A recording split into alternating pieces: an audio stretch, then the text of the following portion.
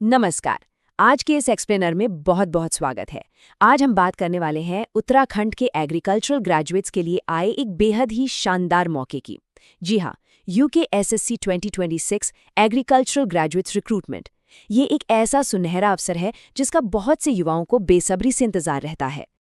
और वो नंबर है पूरे 90। बिल्कुल सही सुना। एग्रीकल्चर और एनिमल हस्बेंड्री डिपार्टमेंट्स में कुल 90 शानदार वैकेंसीज भरने के लिए तैयार हैं। ये कोई छोटा मोटा नंबर नहीं है, बल्कि ये सरकारी नौकरी और एक बेहतरीन करियर पाने का एक पक्का रास्ता है।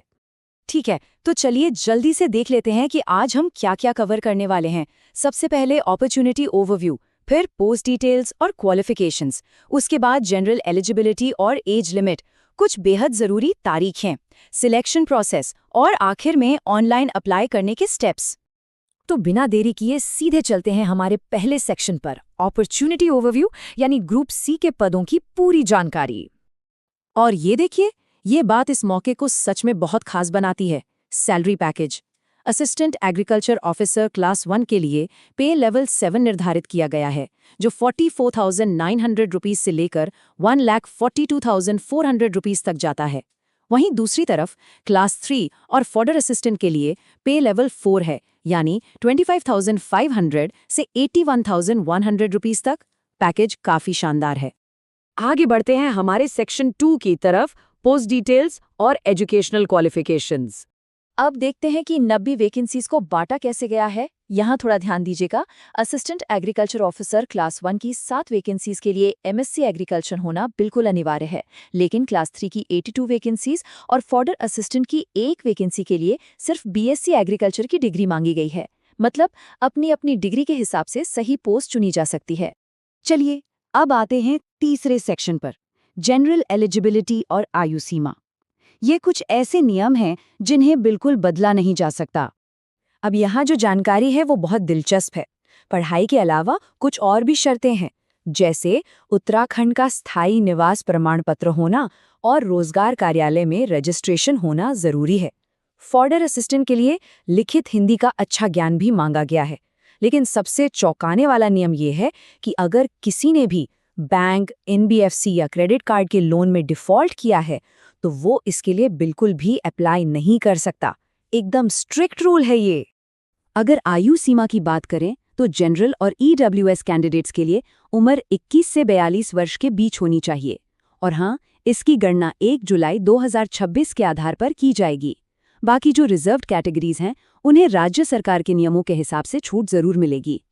अब बढ़ते हैं हमारे चौथे सेक्शन की ओर, इम्पॉर्टेंट डेट्स। अपना कैलेंडर अभी मार्क कर लें। इस टाइमलाइन को तुरंत नोट करना बहुत जरूरी है। 1 जून 2026 से रजिस्ट्रेशन शुरू हो जाएंगे और अप्लाई करने की आखिरी तारीख है 21 जून 2026। मतलब अप्लाई करने के लिए कुल मिलाकर सिर्फ 3 हफ्ते का समय मिलेगा। अगर फॉर्म में कोई गलती हो जाए तो 24 जून से करेक्शन विंडो ओपन होगी। और सबसे अहम बात, टेंटेटिव रिटन एग्जाम 26 जुलाई 2026 को हो सकता है। देखा जाए तो तैयारी के लिए समय सच में बहुत कम है। हमारा 5वां सेक्शन है सिलेक्शन प्रोसेस। आइए जानते हैं कि इस एग्जाम को कैसे क्रैक किया जाए। यहाँ सबसे क्रूशियल पॉइंट है एग्जाम का पैटर्न। पेपर में 100 ऑब्जेक्टिव टाइप सवाल होंगे 100 नंबर के लिए, और समय मिलेगा पूरे 2 घंटे। लेकिन यहाँ एक बड़ा कैच है, नेगेटिव मार्किंग।